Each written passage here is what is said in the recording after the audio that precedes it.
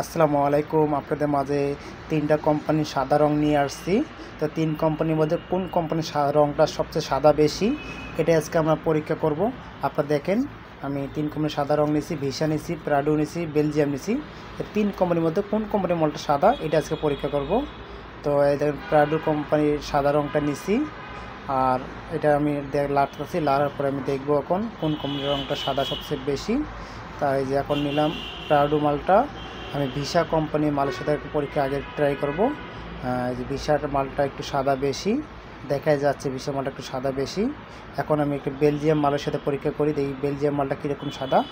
তারপরে আমি বলতে পারবো কীরকম সাদা। দেখি দেখেন, বেলজিয়াম মালটা আরও সাদা বেশি। মানে 3 কোম্পানির মধ্যে বেলজিয়ামের মালটা সবচেয়ে বেশি সাদা। আর এখানে যে প্রাডো মালটা আছে, প্লাস আপনার ভিসা আছে। আপনার কোয়ালিটি দিয়ে কোনোটাই কম না, কোয়ালিটি মোটামুটি সবকটাই ভালো, কিন্তু সাদা একটু কম বেশি আছে।